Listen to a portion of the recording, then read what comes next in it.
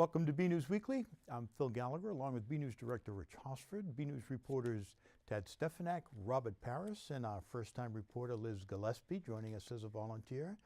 Maddie Shipka with the community calendar and the weather in most parts, and Marge McDonald with Senior News. Thank you for joining us.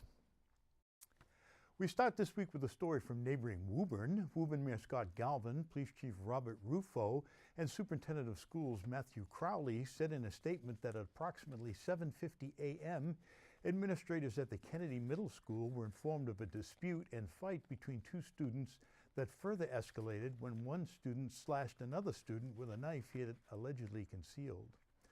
The Woburn Police Department's school resource officer was on scene within minutes, and the alleged assailant, an 11-year-old male student, was quickly identified and placed in custody, and a small knife was seized. The Woburn Fire Department attended to the victim, a 12-year-old male student, who was taken to a local hospital with superficial injuries that are not considered life-threatening. Police say that due to the fact that this incident involves juveniles, there are certain things they cannot discuss under the law, but they have determined that this incident was not a random act and it appears to be an isolated incident.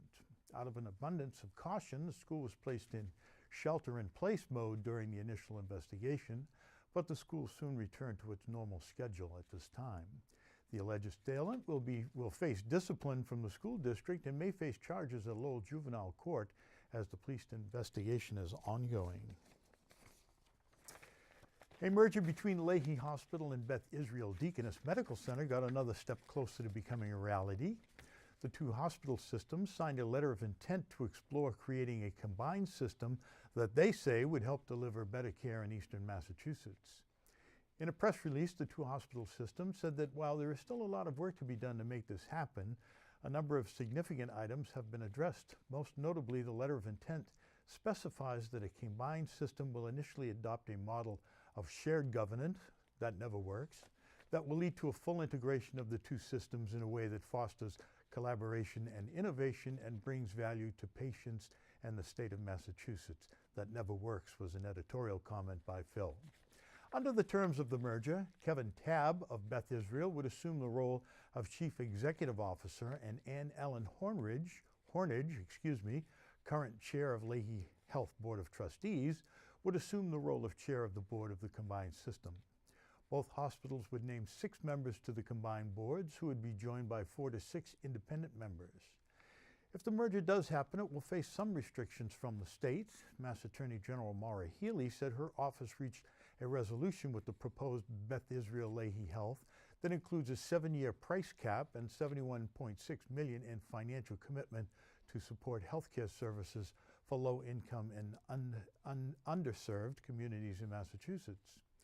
The agreement includes a series of enforceable conditions that also require the new entity to strengthen its commitment to Mass Health, engage in joint business planning with its safety net hospital affiliates, and enhance access to mental health and substance use disorder treatment across the system. The 7-year price cap says the combined entity's price increases will be kept below the state's healthcare cost growth benchmark, a state set goal to control the annual growth of total medical spending currently set at 3.1%. Over the 7-year term, the cap will avoid more than $1 billion of the potential cost increases. A longtime Burlington resident, World War II veteran, and former police officer passed away this week, less than months after his wife of 68 years also passed. John Mooney, born January 26, 1926, a man dedicated to his community and a true patriot, passed away at Lahey Clinic Hospital and Medical Center on Sunday, December 2nd, at the age of 92 years old. John passed away just 7 weeks after the death of his wife, Virginia, who passed on October 11th. John was born the son of Irish immigrants, John and Julia, and was raised and educated in Somerville. From February 6, 43 to February 4, 47, he was a member of the United States Navy, serving his country in World War II, and achieved the rank of Gunner's Mate 3C. John was the recipient of the Victory Medal, Good Conduct Medal, American Theater Medal, European African Medal, and the Asiatic Pacific Medal. After the war, he served in the Navy Reserves for 15 years. John was also a member of the American Legions, Veterans of Foreign Wars, and the Disabled American Veterans. He was also a member of the Allied Veterans Council and served as its longtime treasurer. He was a regular at Veterans Day services, Memorial Day, selling poppies on Election Day, and placing flags on veterans' graves. John had a long and successful 33-year career as a Metro police officer serving in and around the city of Boston. John was a quiet man who settled in Burlington with Virginia in 1959 to start what would become quite a large family, which he loved to spend time with. He also enjoyed spending time with friends and fellow veterans at the local Dunkin' Donuts. John will be missed. The Burlington Parks and Recreation Department held their annual holiday tree lighting on the town common, where children enjoyed holiday activities and have a visit with Santa and his helpers. BNEWS reporter Robert Paris was there with BCAT's Chris Flaherty, and they have this look. 2, 1, light 'em up!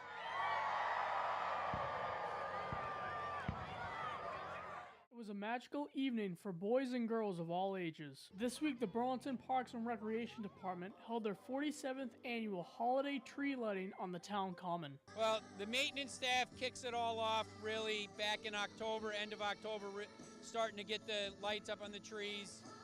The program staff, actually even before that, is working on the event for this year.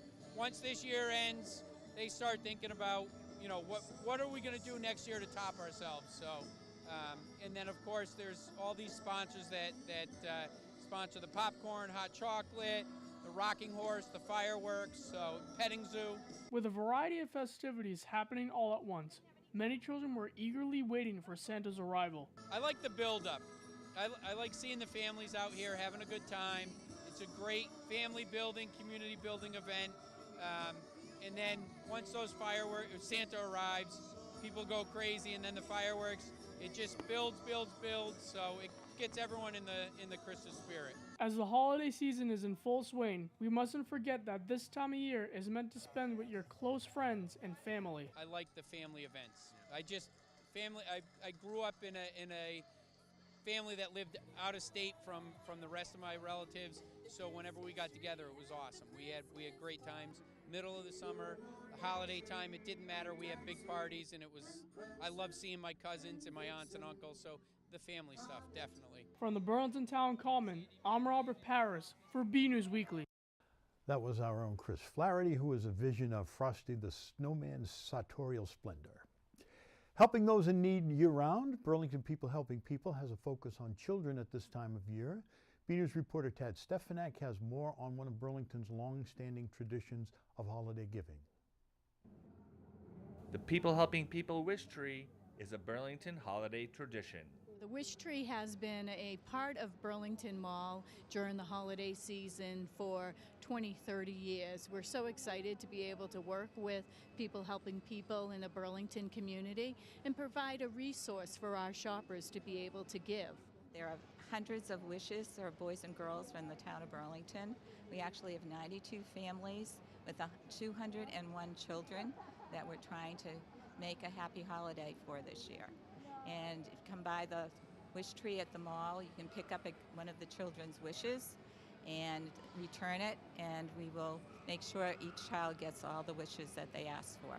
So they'll assist you with picking that gift out for the family. You go and make the purchase in one of the stores or somewhere else, depending upon what the item is, and then you bring the wish back here and they hang it on the tree, which is behind me. So you can see a lot of people and a lot of shoppers already have been so generous this holiday season. So we do have more wishes that need to be granted, so we encourage everyone, when you are at Burlington Mall, to come on, stop by the wish tree to help People Helping People of Burlington. I asked about People Helping People's other holiday happenings. We have a Capitol Grill raffle that's going on. You can purchase tickets online at peoplehelpingpeopleinc.org. They're $20 each. It's a dinner for 6 with wine.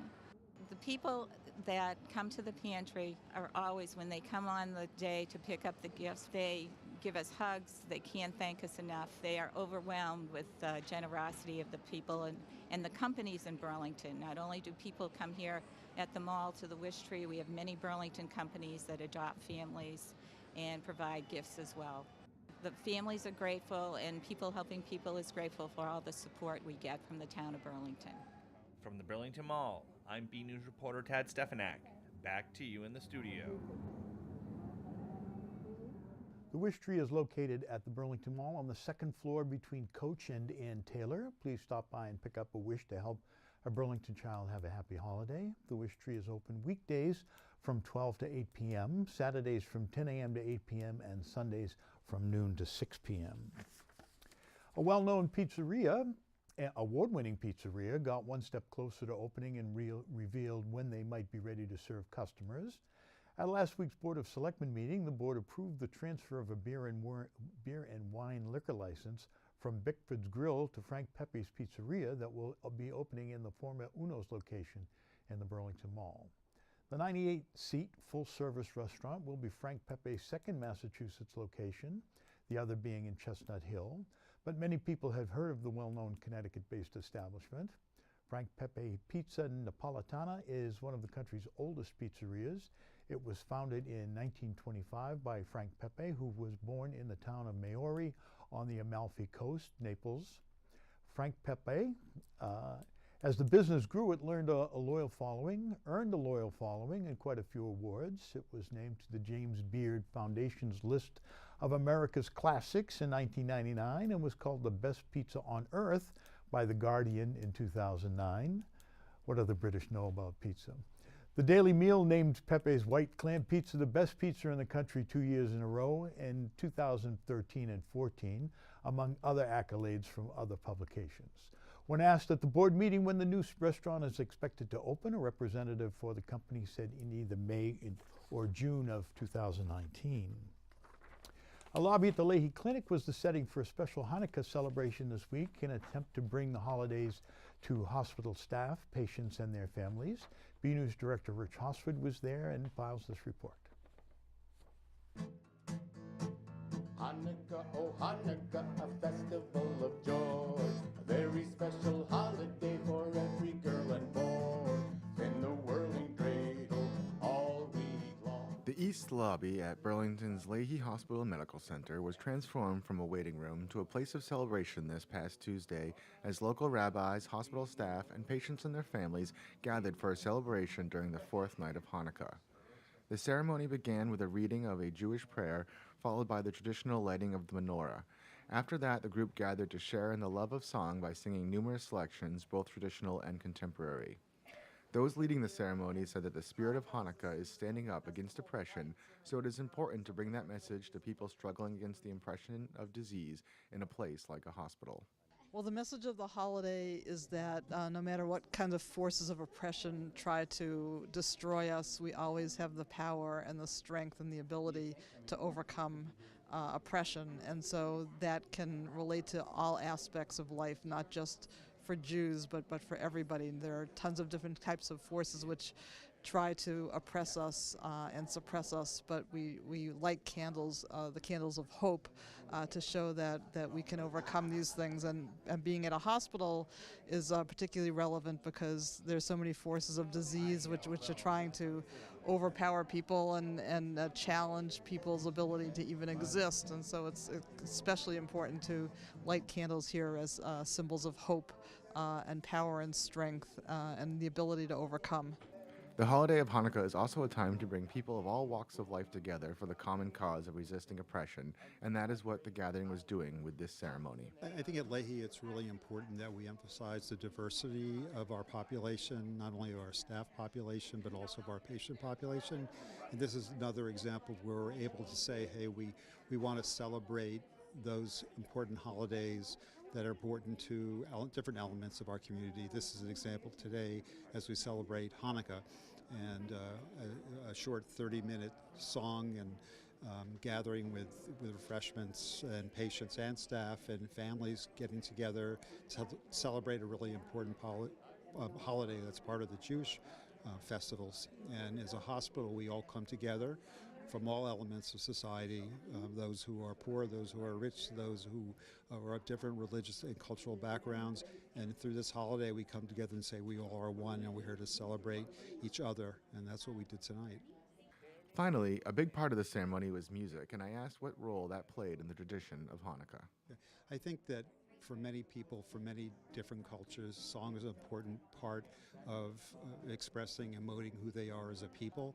And I think certainly historically, in the case of our holidays, chanting and singing is an important thing, as it is in the Christian or Muslim faith or other cultures where they sing as part of their holiday traditions. I think song is also a way of expressing struggle.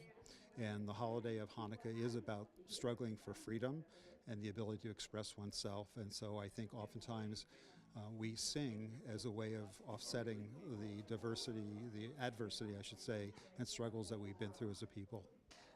Well, music is something which lifts our spirits and is spiritually enlightening and rejuvenating, and so music is a very, very important part of every Jewish holiday, to kind of make us feel the importance of the holiday, not to just rationally think about it, but to experience it with our deeper senses as well. At Lahey Hospital, I'm BNEWS Director Rich Hosford, wishing everyone a happy Hanukkah. The 2018-19 flu season is about to get into higher gear as we move into winter, and the Burlington Board of Health is encouraging residents to get ahead of it with a vaccination. The board says it's not too late to get your flu vaccination this season. The Burlington Board of Health still has high-dose flu vaccine for those 65 and older, as well as flu vaccine for those under the age of 65. All flu vaccines are free, but if you have health insurance, bring your information. To make an appointment, call the Board of Health at 781-270-1955. Students and teachers of the Burlington High School community took place in the annual lip sync battle last week. Various performers went head-to-head performing choreographed numbers while they moved their mouths to a variety of songs. BNEWS volunteer reporter Liz Gillespie was there and has this report. Tuesday, November 22nd, the Fogelberg Auditorium at Burlington High School was rocking and rolling as students and teachers put on their dancing shoes as they moved their mouths along to a variety of classic tunes for the annual lip sync battle. This is our 4th year doing it, and I think that the students came up with the idea because of that show that was on TV, or Jimmy Fallon used to do a lip sync battle thing or something, and we decided we wanted something fun that wasn't a dance, that would get kids interacting with each other and having like sort of dorky fun. The lip sync battle was put on by the BHS organization Poetic Ramblings and doubled as a fundraiser for the group's future endeavors. We are funding the Student Day of Poetry, which is actually happening next Friday, as well as the Slam team's entrance into Louder Than a Bomb, which is the Massachusetts statewide youth slam. A total of 19 groups battled it out, but only one would take home first prize. Caroline O'Callaghan and Grace Visco were declared the lip sync champions for their routine to Bonnie Tyler's Holding Out for a Hero. So where did you come up with the idea for your performance?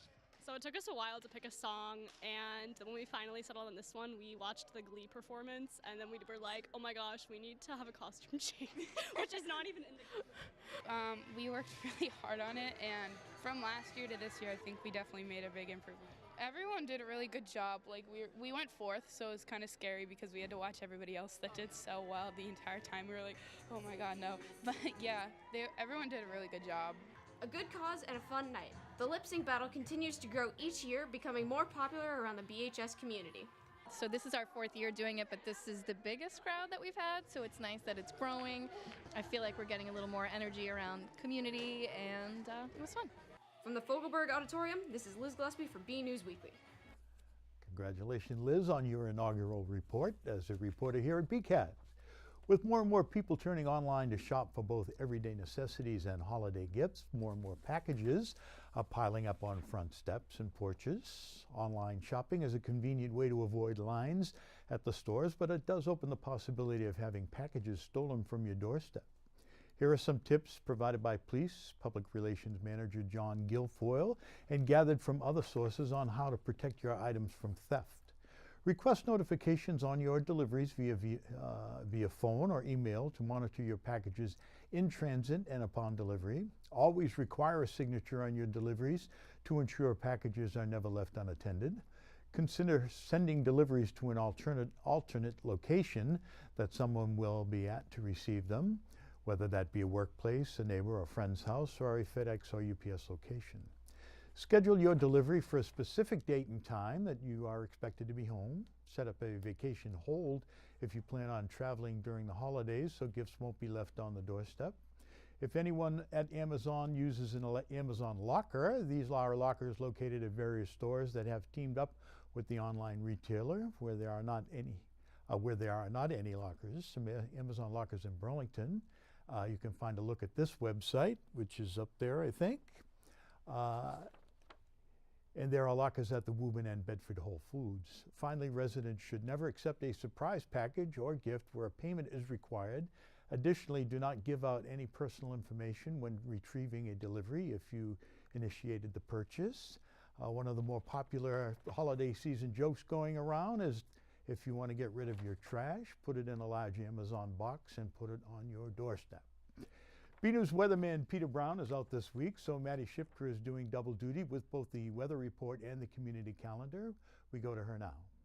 Hello, I'm Maddie Shipka, filling in for BNews meteorologist Peter Brown, who's out this week. We start our weather report with the almanac, which says we're going to have average temperatures right around freezing at 32 degrees. This is below the average for the state of 42 degrees, but it's still a far cry away from the record low of 0 in 1964. It's also nowhere near the summer-like temperatures in the past that saw a record high of 77 degrees recording on this day in 1998. One final note on the almanac is that the days are still short with sunset at 4:12 in the afternoon. Now let's take a look at the 7-day forecast. I do have to say the weather is full of partly sunny skies for the week ahead. Friday and Saturday we'll see partly sunny skies and temperatures in the low 30s and high 20s. Sunday, Monday, and Tuesday will be more of the same with temperatures in the mid to upper 30s, and finally Wednesday and Thursday will bring around partly sunny skies with temperatures in the low to upper 40s. That's all for your weekly forecast. I'm Maddie Shipka saying, as Peter Brown always does, get out and enjoy the weather.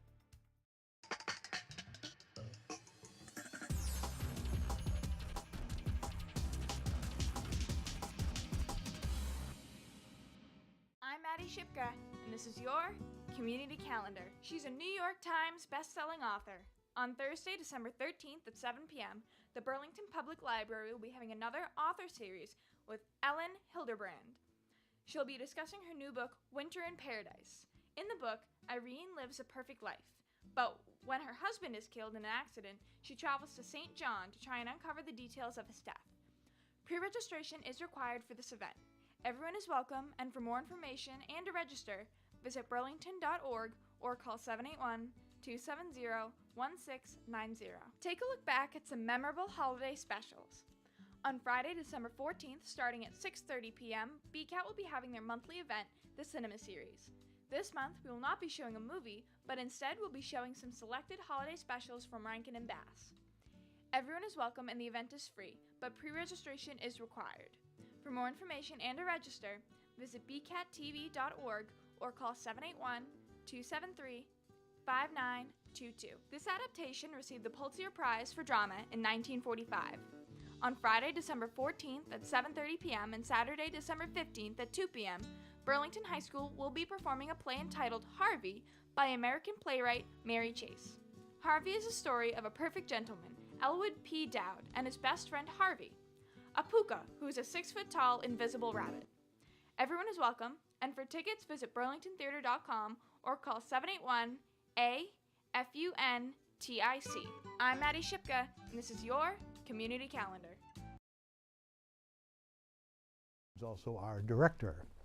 The winter sports season will start up next week, and we had a chance to talk to a couple of coaches from the basketball and hockey teams. Last season, the Ladies Devils finished the season 5 wins, 12 losses, and 3 ties. The girls let their opponents score 7 points or less.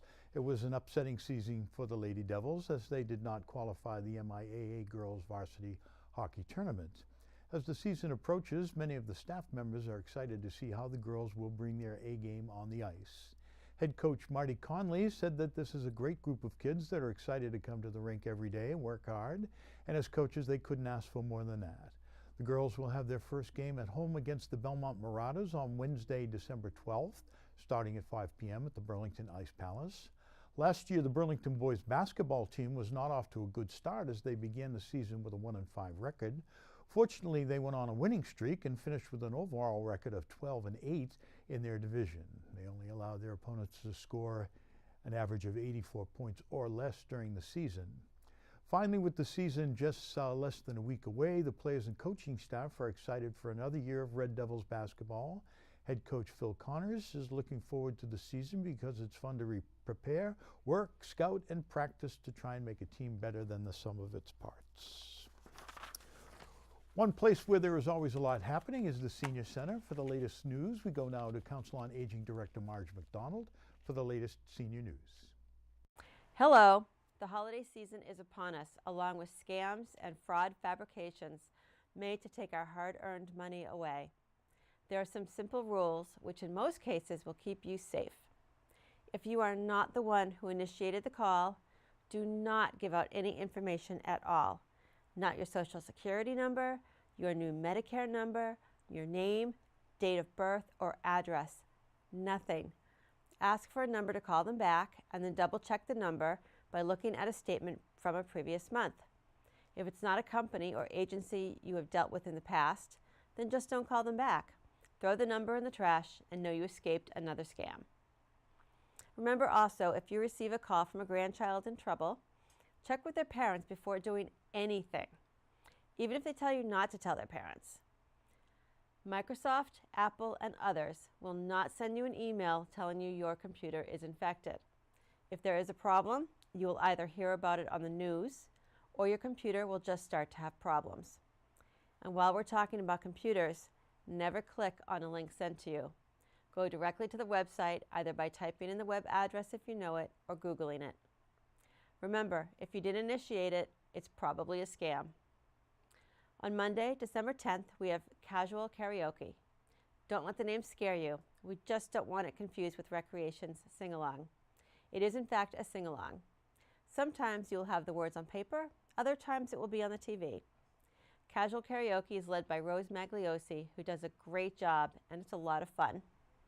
On Tuesday, December 11th, we will have a special Life After Loss workshop to help cope with the holiday season. Lighting the Way Through Grief is a 2-hour workshop that begins at 2 p.m. and offers support and guidance as well as self-care and coping strategies to navigate the difficulties of the holiday season.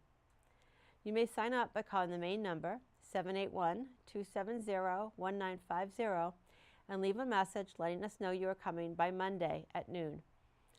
On Wednesday, December 12th at 1 p.m., we will have our annual Christmas program with Dan Clark, also known as the Singing Trooper. And trust me, you don't want to miss it this year. On Wednesday, December 19th, we have a holiday tea with light snacks at 2:30. We will also serve coffee, so don't fret if you don't drink tea. Do you play Mahjong? Are you interested in learning? We now have Mahjong on Thursdays at 9:30 a.m. And if you are really experienced and have the patience, we'd love to have you mentor the newbies or just come and have fun and play. Finally, our Memory Cafe takes place on Tuesday, December 18th from 11 to 1 p.m. Space is limited and you must RSVP by December 14th. The Memory Cafe is for people with memory issues and their care partners or a friend. That's all for now. I wish you all a happy Hanukkah, Merry Christmas, and a very healthy and peaceful New Year. Another week, another photo to highlight. This week we have the first of what will likely be a few holiday-themed photos. It was sent in by Burlington native and BCAT's own Chris Flaherty, our entertainment reporter, and shows some decorations at the Sea Festival of Trees in Salisbury. Thank you for the photo, Chris. We'd like to see your photos. They could be of something you see around town, the weather outside your own door, your Christmas tree and children, or even photos of your friends and pets. And of course, any holiday photos you take, whether you think it's interesting and would like to share with us and with the community, we'd like to see them. Email your photos to bcat@bcattv.org with the subject line Photo of the Week. And that's it from the news desk. Here at BNEWS Weekly, I'm Phil Gallagher, along with BNEWS reporters Tad Stefanak, Robert Paris, BNEWS Director Rich Hosford, Maddie Shipka with Community Calendar and the Bulletin Board, and Marge McDonald with Senior News. Thank you for joining us.